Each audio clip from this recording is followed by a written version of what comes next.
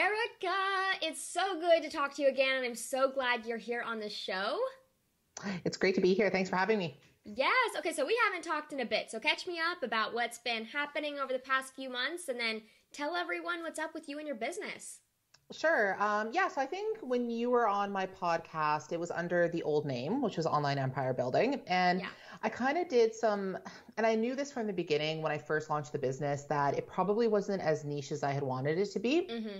And I knew that kind of as I continued down the rabbit hole of entrepreneurship, that it would kind of come to light anyways, a Yes. little bit Yes. more hyper focused.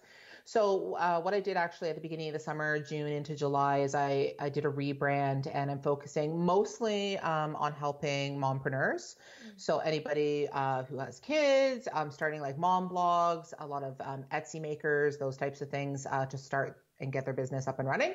I still am focusing mostly on the digital marketing side because it is such a huge component, Oh, and yeah. most people, they just feel very, very overwhelmed by it. So kind of honing in on that aspect. That's not to say that I don't obviously do other work. With my consulting on the side, I help multiple businesses. Right now I'm doing a contract for a coffee catering company. So kind of really got my hands in a bunch of different pots from that perspective. So Nice. yeah, the big thing over the summer was the rebrand, which went pretty smooth actually. Perfect. There was only a couple hiccups, but we managed to Of get through course, it. there So always has to be some yeah, hiccups. exactly. And honestly, I am dumbfounded that we're in October already. It's Oh kind my of gosh, crazy. right? And I'm starting to, create content related to like the last push of 2017, and Woo! already starting to like map out the content for the end of the year, focusing on Yeah, 2018, which yeah. even in of itself, the year 2018 sounds ridiculous. So Yes, it does. Yeah, I know. I just went through and planned my whole next 90 days, and wow, I have a lot to do. Very overwhelming, but it's really exciting. And I'm ready for 2018. I feel like the rest of my 2017 is a lot of prep work.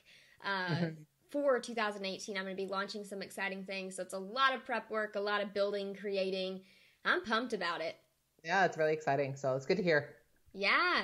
So I'm really excited that you're on because we're talking all about optimizing our content for SEO, which is a Yep. topic that I get asked a lot about on Instagram. And man, I love SEO. I actually launched a course 2 years ago on SEO and never really talk about it. It's just an SEO simplified basics course, like just teach the basics if you've never heard of SEO. But I don't really talk a lot about SEO, so that's why I'm glad you're on because a lot has changed Hmm. and I'm pumped to talk about all that. And so I feel like the concept of SEO has been a bit different in the entrepreneur space now. I feel like we should talk about it, like the Hmm. difference of how it's done. So, because I have a bachelor's in web design where they talked a lot about SEO now.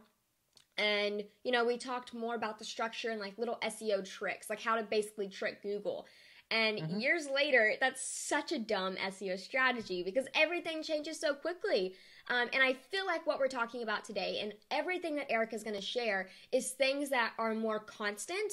They're not going to change. So no matter where you're at, no matter when you're listening, I feel like this is going to apply in a large way because SEO is pretty standard. We're not going to be talking about those SEO tricks and secrets that are just going to be invalid next year Hmm. because SEO, the strategy is just always, always changing. Yeah. So, yeah, excited about that. Yeah, and I think, just to kind of reiterate and kind of preface what you said when it comes to the different techniques. So, there might have been people out there that have heard kind of like the white hat versus black hat. That was a term that was used a lot like 10 or 15 years ago. Mm. And that normally, just references the fact that the white hat being the good, the tactics that you're using to really build up your SEO and more organically, slowly over time. And that's what Google prefers when we're talking about SEO. And then you have the more black hat techniques. And those are going to be those tips or tricks or services that people offer that almost seem too good to be true, like buying backlinks or kind of hiding text, which Mm-hmm. and a lot of the Mm-hmm. stuff, to be honest, is kind of irrelevant these days because Google, Exactly. they catch up and they know that people are doing this, and then they change their algorithms in order to either discount those rankings Yep. or, in the worst case, penalize you.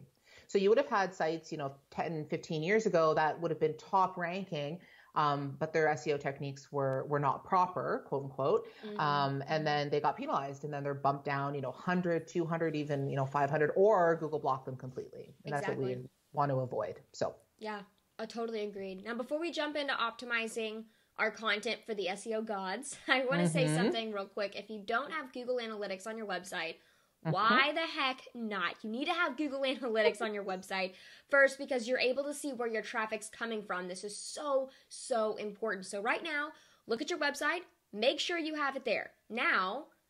Now that you have Google Analytics on your website, we can continue on. You are caught up. You're able to tell how much of your traffic is coming from organic search results on Google through this awesome free resource that Google has. And it's so super easy to set up. So with that, it's just such a great free resource to use and have those stats that you can track and know. I know that about 54% of my traffic comes from Google. So because I know that, I make sure that every week I have someone on my team, well, the same person on my team, goes through all the content I pushed out that week and optimizes it in a specific way that I have set out, right? Because I know that's a big source of traffic for me. And I've racked up quite a few brownie points with the little SEO dudes that run around on your website with the blog on marketebeautifully.com. And I'm definitely seeing all the benefits of SEO. I feel like SEO... a lot of people think it's more of an outdated technique, but it's just something that if you take 5 minutes to do this, which Erica is going to walk us through everything we need to do. So if we really take just 5 minutes per every piece of content, I feel like it does not take long.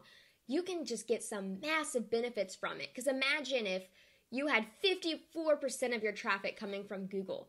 You don't even have to work on. Like, you don't actually have to go on Instagram and post about it. You don't have to go on Facebook. This is literally evergreen traffic. How would that change your business? So I want you to think about that before we dive in to everything that Eric is going to talk about. Yeah, no, definitely. And, you're talking about your stats for your website and stuff. And I think mine is, last I checked over the summer, it was about 32% was coming from organic. That's good. And like exactly, I mean, you hit the nail on the head. And I think it comes down to one, knowing what to do. I think that's the first step. But the second step, just getting used to doing it on a continual basis, right? Exactly. A lot of time people feel very overwhelmed by making SEO adjustments because they're typically going back in the history of their website and optimizing, 10 to 100 different pages. And that's very overwhelming. But even for the listeners out there, even if you start from this point onwards and every piece of content you create moving forward, you start implementing techniques and maybe even only start with 3 or 4 and go from there and build up and what you feel most comfortable with, right? So, and the thing with SEO too is that we're going to be talking about content. Typically when you do some research online with SEO, it really does encompass a lot of different topics. So it can talk about the more how your website is coded and speed and things like that. So today on the podcast, I mean, we're really going to be honing in on the content piece. So again, don't be overwhelmed if you start kind of opening that rabbit hole or Pandora's box of SEO topics and you realize, oh wait, well, they didn't talk about everything. We don't want to overwhelm, and also we want to keep it to a reasonable length. The podcast is not going to be 6 hours. So well, we can have a 3-hour podcast on this. I feel like we could talk about it for a while. Yeah, exactly. Yeah. But do not discount optimizing your content. It's so, so, so very important. You're missing out on evergreen traffic, and I hate knowing that you, a listener of this show, is missing out on anything, especially when it involves more eyes on your content. So, Erica, let's start from the top. Let's go from the top. Let's start with the title of our content. Okay. So typically when I'm talking to my clients or, putting this information out there to, the mompreneur community and things like that. And you can weigh in on this, Haley, if you actually do this yourself, because I find a lot of people don't. But when it comes to determining your title for, let's say, a blog post, we'll use that as an example. A lot of people kind of come up with their topic, they write their blog post, and then they optimize later. But what I try and encourage people to do is take it back one step a little bit earlier and start thinking about the topic that you're going to write, and is it relevant, and is it going to be searched by your audience? Yeah. And what that can do is you might have a particular topic. I don't know, for the mommy bloggers out there, like maybe it's making Halloween costumes, right? And you have a particular blog post in mind, but then through your searching of kind of what's out there, what are popular topics, what's been written about in the past, you realize, maybe I need to switch the topic slightly and write from a different angle. And that's going to save a lot of time in the long run because you're not having to rewrite content. You're not having to put a title that really isn't as relevant to the content that you've written as it could have been. So really kind of figuring out at the beginning what you're going to write about. And then when it comes to the keyword research to figure out what words you're supposed to be using in the title, that can kind of come through in your initial research. So maybe you find that really a popular costume these days is, I don't know, Paw Patrol. I don't know if you watch Paw Patrol, my kids are like obsessed with it. So, if Paw Patrol is a popular character, well, then maybe you want to write your blog post about creating Paw Patrol Halloween costumes. And right there, you're already guaranteed to be capitalizing on traffic that is looking for that. So you're saying narrow it down. So taking that big, broad topic that you're originally thinking in your audience's shoes, and then narrowing down that. And that's exactly what we talk about in another episode here was the long tail keywords. And so that's perfect. Love that. Yeah.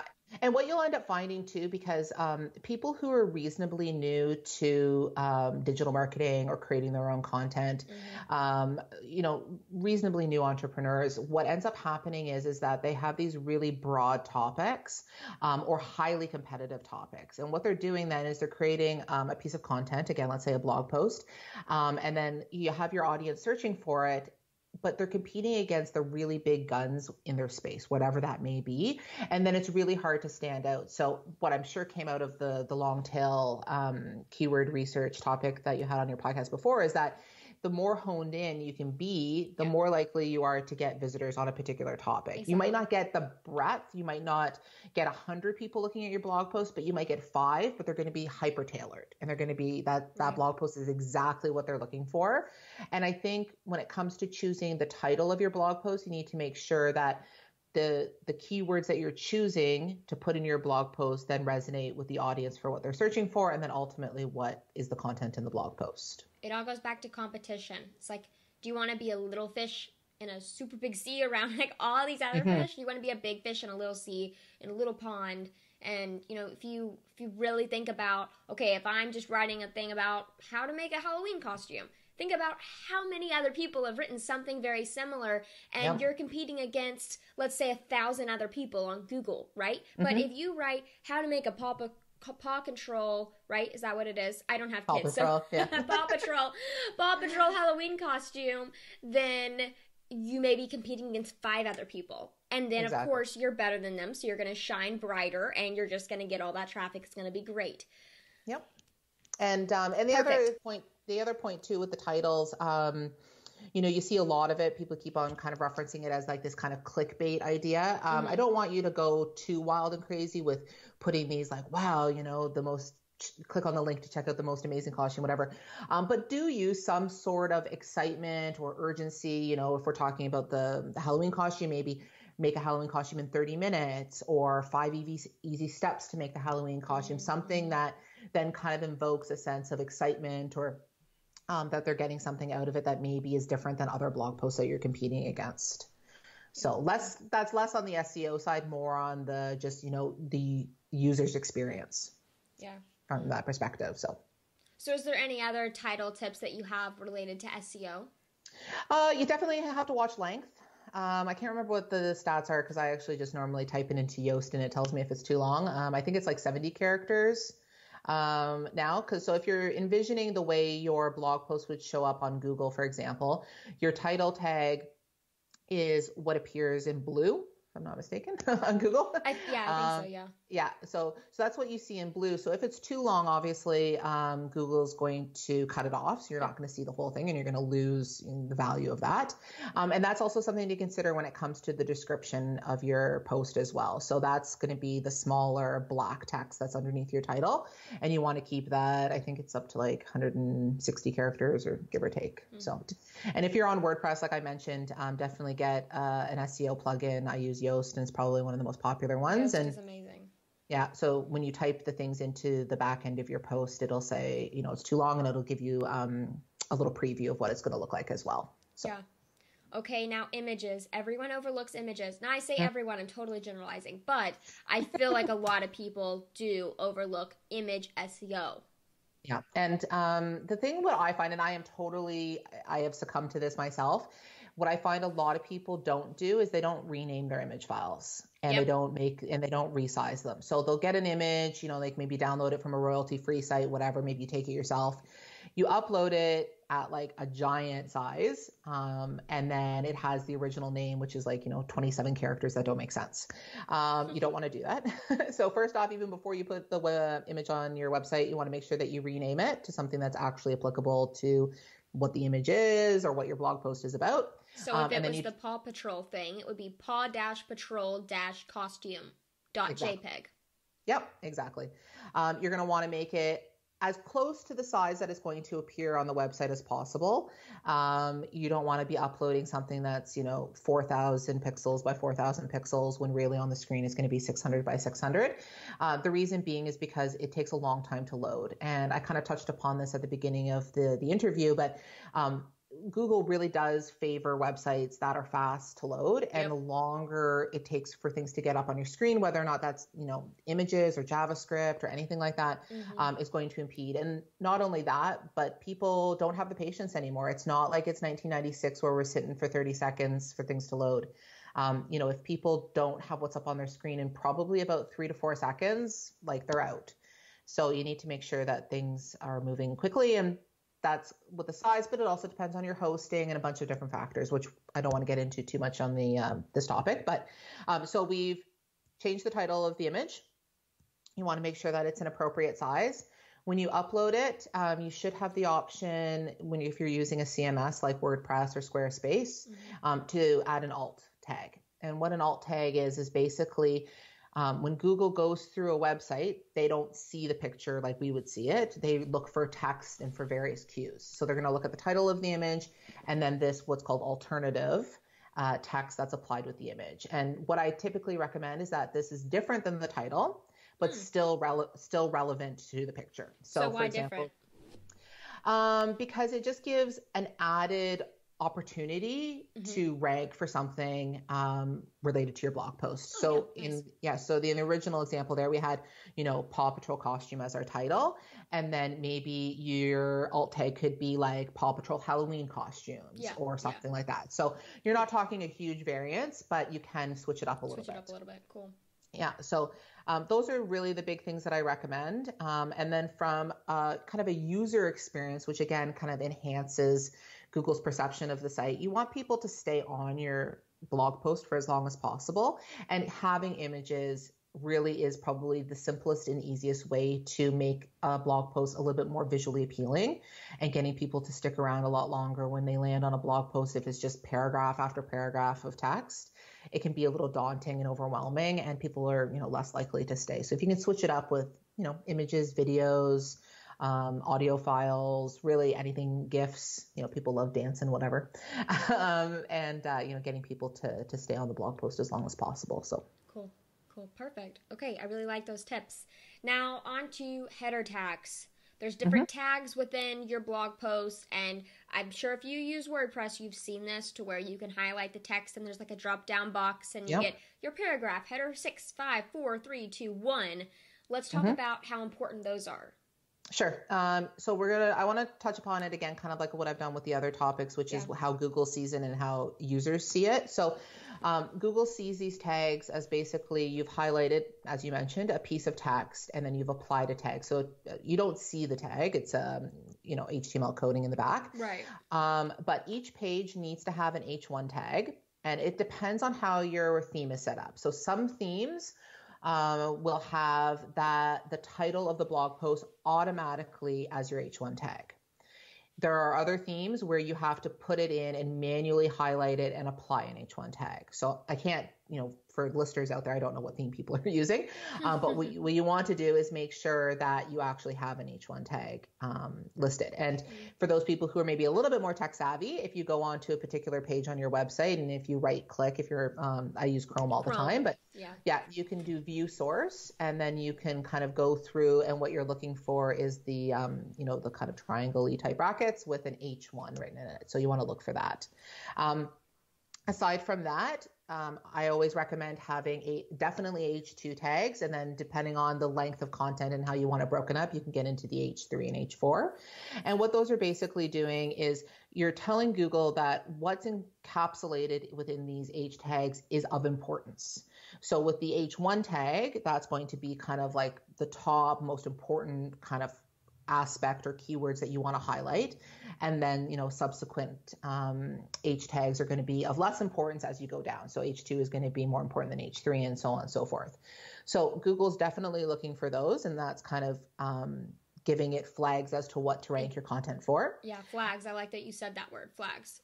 Yeah. And from a user's perspective, it really is great for denoting section breaks within your blog post. Yep. So if you have a list, each numbered item on your list is going to be, maybe an H2 tag as you go down the page. If you have an instruction type blog post where you have different things that people need to do, highlighting the different steps in H tags is also key. So it's perfect for people because typically a user is going to skim your blog post. Yep. It's really rare that somebody at first glance is going to be reading from the top to the bottom. Yeah. I was actually commenting to a friend recently that I had read this 5,000 word blog post a few weeks ago. And I think it's the only time in my life that I've done it. Oh my gosh. Yeah. That's a long freaking blog post. But it was more of a story, and it was kind of it was almost like a short story is what I read. But from a user's perspective, what they do is they come onto your page, they quickly glance and they say, okay, is the title of the blog post relevant to what I'm looking for? Okay, great. Typically people will scroll down the page looking for those kind of bolded, highlighted titles of the different paragraphs or images or whatever it is they're looking for. And then they decide, yes, this is what I'm looking for. And then we'll continue back to the top and then read it down. Perfect. So you want to make sure your what you're wanting to get across to your user is highlighted in those tags. And the styling within your theme is also going to apply. So for example, typically, an H2 tag is bigger font, maybe a bold or a different color than an H4 tag, things like that. So yeah, because we have to remember that the Google bots, the SEO bots, do not see what we see.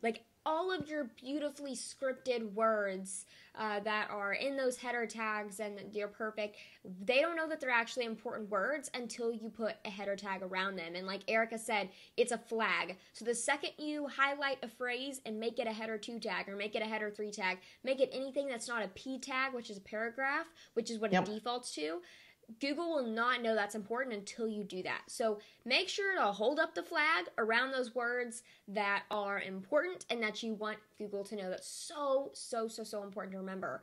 And permalinks, that's another thing that scares a lot of people. When it comes to SEO, they're like, what the crap is a freaking permalink?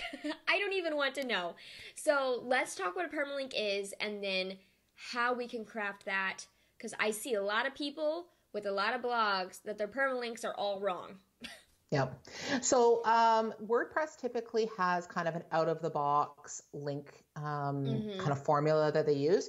So what they do is they assign an ID number or page number every time you create a post. I guess it would be a post number. And this can be a 4 or 5 digit number. So if you don't modify the permalinks in the back end of your website, it'll look something like, your blog.com / ID equals 1, 2, 3, 4, 5. Ugly. Let's say that first off, very ugly. And 2, completely irrelevant for SEO. And 3, from a user's perspective, people are not used to seeing that these days. They really do expect to look up in their address bar on their browser and to see something that is relevant and accurate to your post. So how do you fix that? It's super simple. In the permalinks menu within WordPress, you have different options to select within that.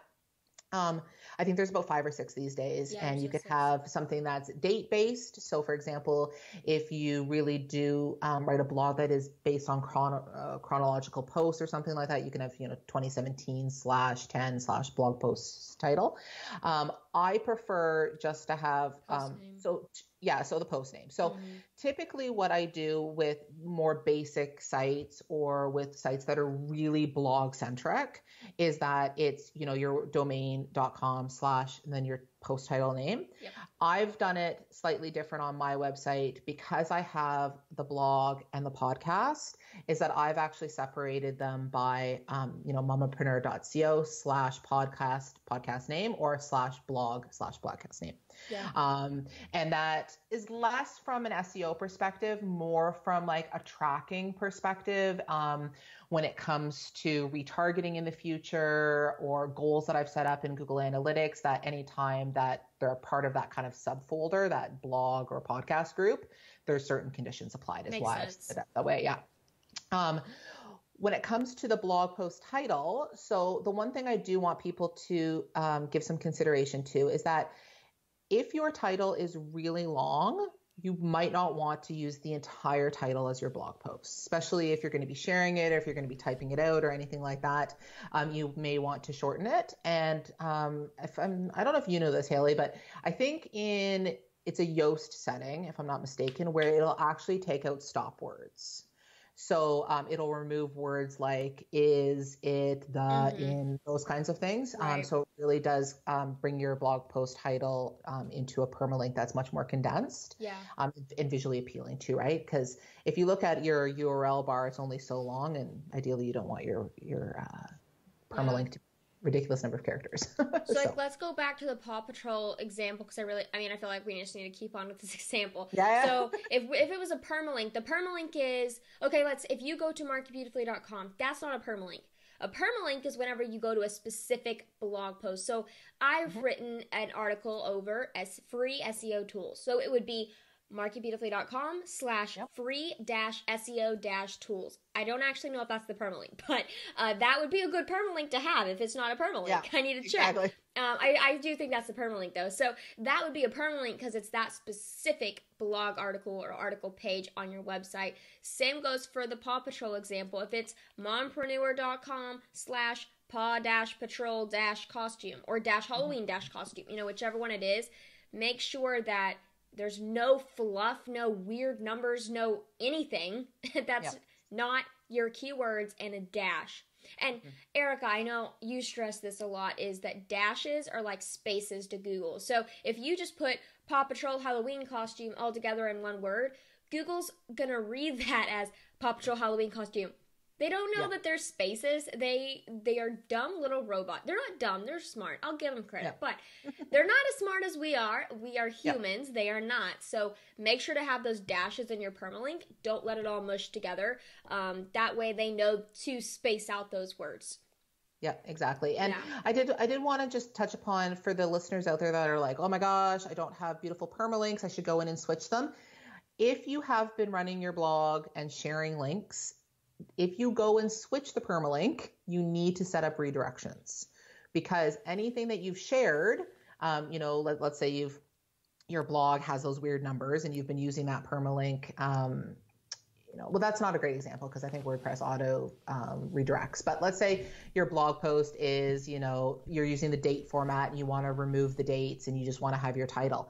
If you go in and adjust the permalinks in the back end, the search, the robots that have been crawling your site and listing your blog post aren't going to know unless you tell them that you've changed it. So there's two different ways to do it. If you're, not tech savvy and you're more of a novice, there's definitely a plugin. There's definitely plugins out there. I think the one that I recommend to clients that want to do it themselves is just called Redirection. And you can search for it in the WordPress plugin library. If you're a little bit more tech savvy, the more preferred method would be to actually update your htaccess to tell Google that you've had this link and it is now directing to this link. So Blue Velvet URLs. I've heard of that one as well. Yeah, I've heard about it as well. I've seen great success with that one as well. So there's a lot of them out there that make it really easy. So don't let it scare you off. You need to update your permalinks. You need to get the redirect, and I'll put that in the show notes as well for tools. So we'll do Blue Velvet, and you talked about redirect. I think that's really important to take action on that as well, though. Now, content length. This is a big thing that a lot of people don't think about when they think about, especially just blogging in general. But they write these 400, 500 word blog posts, and they don't understand why Google's not thinking that they're quality content. There's a little bit of a problem there. Yeah, so it over time, Google has kind of shifted, and it hasn't been a dramatic shift, but I feel like it's been a little bit more slow coming Mm-hmm. as far as giving preference to these longer, closer to 1,000, 1,500 word blog posts. And I think it's for a couple of reasons. One, it's very simple to pump out low quality content at a higher rate. So it tends to be the default of a lot of bloggers or a lot of content producers just to say, I want to get 3 blog posts out. So they're going to be short. They're not going to be, well researched or whatever the case is. And so Google doesn't favor those because their goal is to provide the best user experience for the user. And that can be from, search speed to search quality, a variety of different things. But from what we're talking about today, they want the top websites listed on their search rankings to be of the utmost quality and have users engage and use the content. So the long form blog post really does work well for that. And also because with longer form blog posts, if you're getting into like I said, the 1,000 to 1,500 word blog posts, people are on there for a longer period of time. And that signals Google to say, yes, people are enjoying this content. It's a marker that they're using to really gauge whether or not the content is valuable. And so the longer the content and however long it takes people to get through it, the better. Mm-hmm. That's not to say that you should be writing a 1,500 word blog post if it really should take you 500 words. Okay. I don't want people stretching out and writing convoluted paragraphs. Just tons of fluff. Yeah. Just to fill space. What I would recommend is that if you had, like a great example would be a topic that maybe prior to listening to this podcast, you would have broken into 4 separate blog posts. What you could do instead of that is actually put it into one kind of giant blog post that kind of covers one massive topic that's longer. And if you need to, make sure you're using those header tags to denote the breaks. Maybe you want to provide anchors. So at the beginning of the blog post, you talk about these are the 4 things I'm talking about, and then you kind of link down within the blog post is another option. But it really does kind of give Google a bit more meat to work off of when they're looking at your blog and the posts and things like that and figuring out how to rank for. Yeah, for sure. Yeah. So, and the other thing too that I really recommend, it's actually a topic that I've listed for my podcast for probably in November, is that, the idea of, having a few really anchor posts within your website that are those go-to kind of evergreen posts that are really meaty. And yes, you might have taken a lot of time and a lot of effort put into them, but they are going to be something that you are continually ranking for. And then you can kind of build your business out of that. So for myself, I know I have a couple of ideas listed that I want to really spend, a week or 2 crafting that one blog post as an anchor within my site. So yeah, good idea. Now, I know that, Google loves whenever we put video or audio and put that in our post. Now, whenever you hear me say that, do not sound overwhelmed. If you create a really awesome blog post, that does not mean that for every blog post you have to add a video or audio piece. But this is something to think about. I think it's something to just have in the back of our mind to know. Yeah, and sometimes it's not even something you have to do right away. So if you write this like really killer blog post and you check in your Google Analytics and it's getting more traction or something like that, well then that could be, a red flag to you to say, okay, well maybe I need to take what I've talked about or dive into something a little bit more in detail. Could I do it with a different type of content or a different medium? So maybe it's hopping on and doing, a YouTube video or a Facebook Live that you record and put in the notes of the blog post or something like that.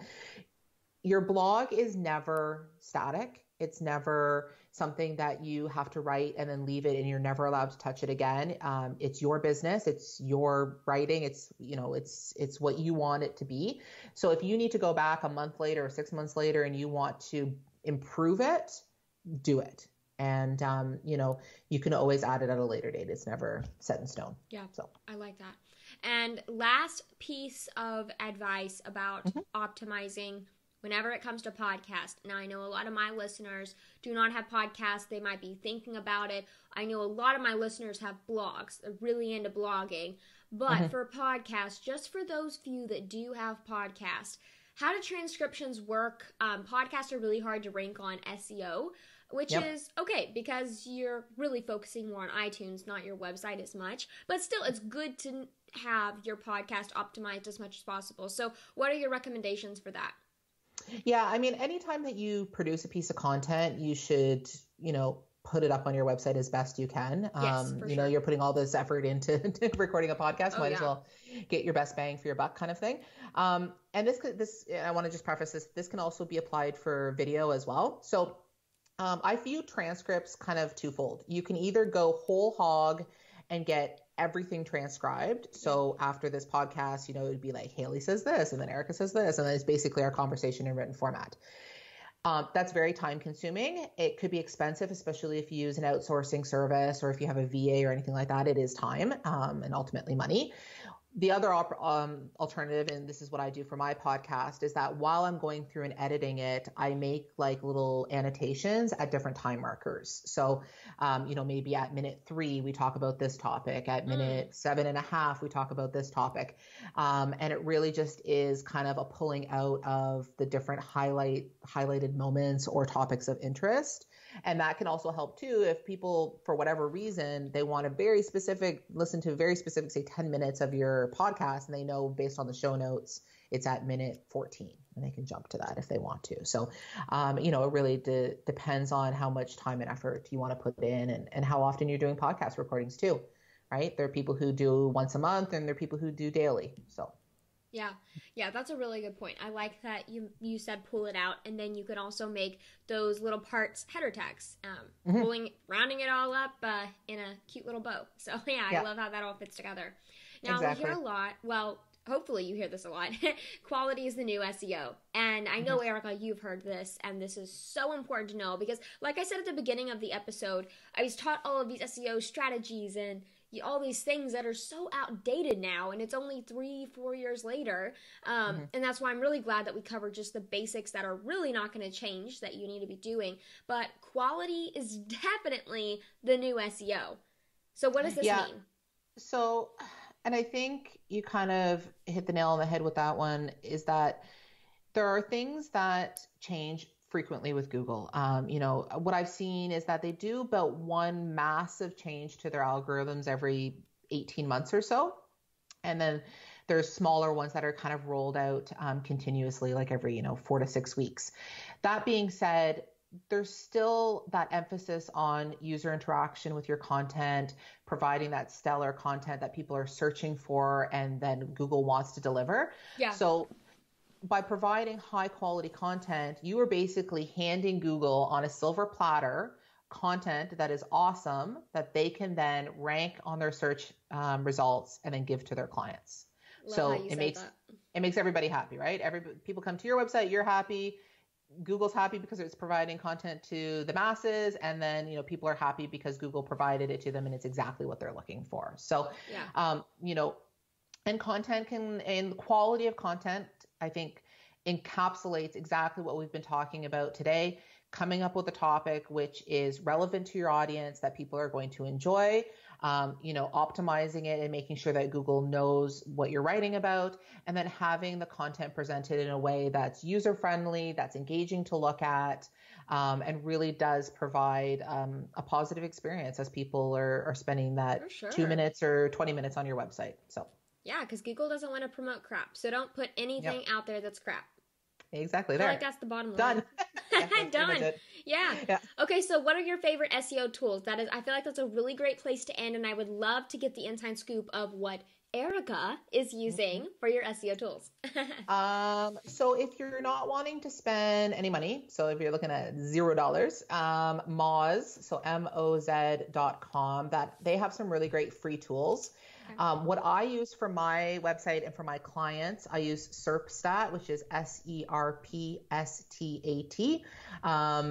There are a good number out there. There's probably like 7 or 8 tools that are common. If you want the full breadth of information that's available to you, including like competitor research and benchmarking and ranking your SEO efforts over time, you will have to pay for it. There are none that I know of that are free. And it can range anywhere from, $50 a month to $150 or $200 a month. So what I would recommend for listeners is that, check out the free tools. Start by, getting used to optimizing and doing the tips and tricks that we talked about.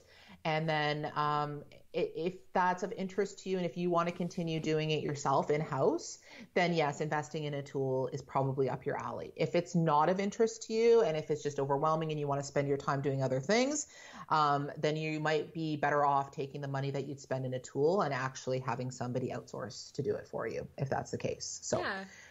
Whether or not that's an SEO expert or if it's a VA or a combination thereof, you could get a SEO expert to spend a couple of weeks kind of tweaking and optimizing your site and then passing off the to-dos to a VA is typically an affordable method for most people and stuff like that. Which is exactly what I do. Yeah, I have someone on my team that does that for me. Every time I get a new content, they always optimize it for SEO, and it's definitely awesome.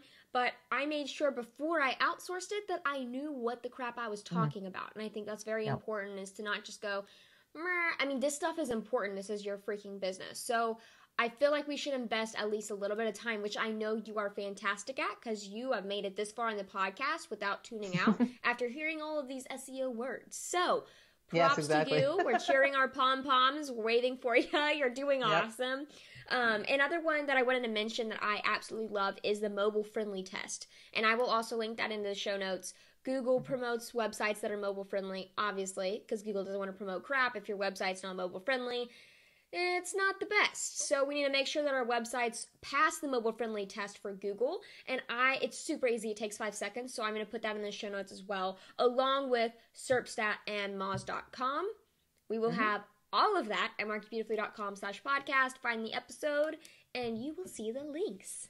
Perfect. Yeah. And for listeners too, I know that I talked about researching keywords and stuff like that, but I have a free mini course if people are interested in learning how to actually go about that keyword research. And then the course actually also comes with a spreadsheet that you can then basically pop in the keywords that you research, and all the magic of spreadsheets tells you which ones are the more profitable ones. Okay. And what URL can they go to for that? It's mamapreneur.com/key to keyword research. And I'll make sure that's up in your show notes too. Okay, awesome. Yeah. Perfect. Awesome. Writing that down right now. Great. Okay, well, I'm really excited that you came on, talked to us about getting a favor with the SEO Gods, because that's so important to have favor with the SEO Gods. If you're a business owner, you're putting out content, it's awesome to utilize these tools and all of these awesome tips. So thanks so much for coming on, Erica. No problem. I hope that your users or your listeners weren't too overwhelmed. And like I said, baby steps. Baby steps. Yes. Yeah. Well, thanks again. So glad we got to chat. Great. Thanks.